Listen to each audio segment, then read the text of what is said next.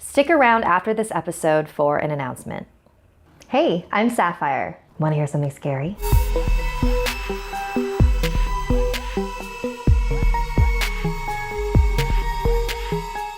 We close this volume with a story from the No Sleep subreddit written by username The Thing That Will. I grew up in a tiny town in Vermont. Tiny in terms of population, not size. There were huge sprawling farms and wooded areas, but almost no people. My only close friend was Tina. We spent almost all our time with each other, constantly dreaming about life outside of Vermont. The people in our town were strange folk, different than in other places.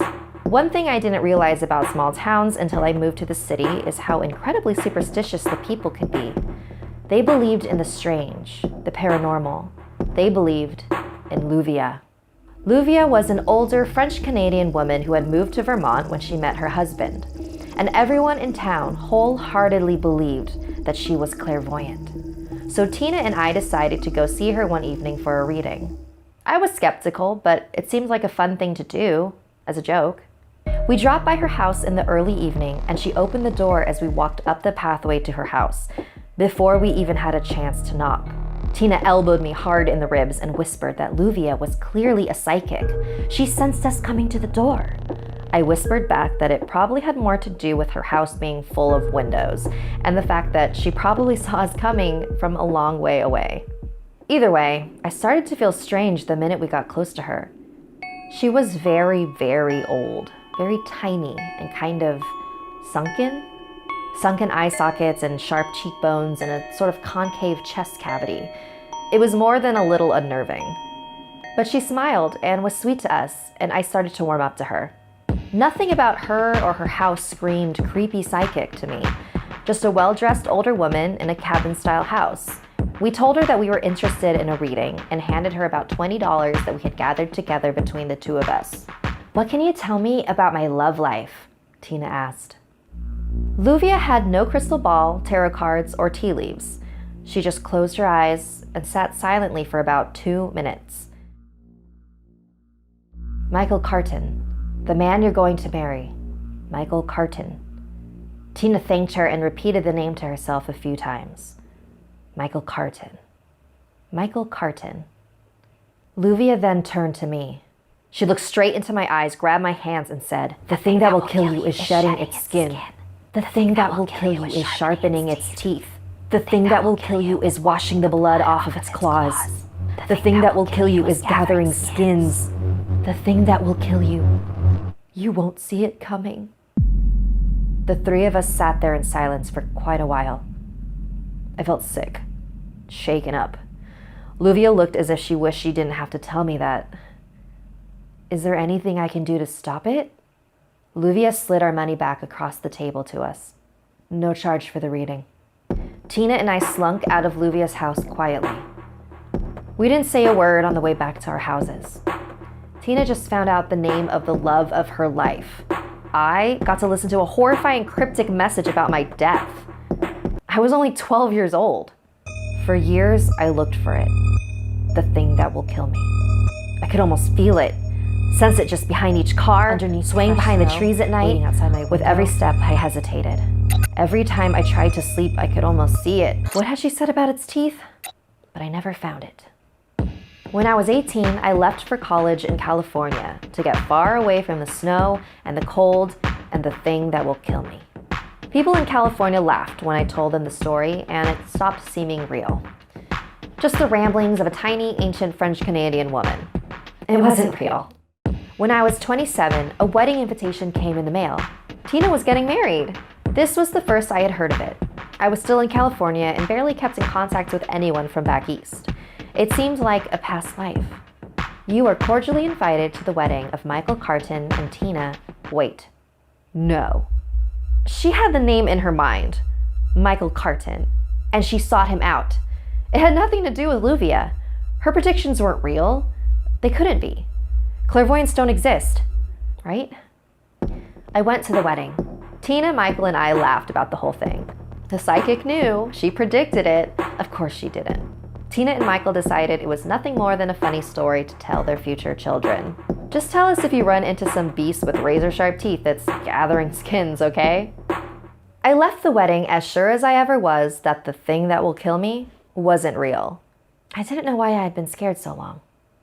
The best thing about Tina's wedding was that we got back in touch for the first time in a very long time. We were very different people than we had been as children, but we still shared more of a bond than we realized.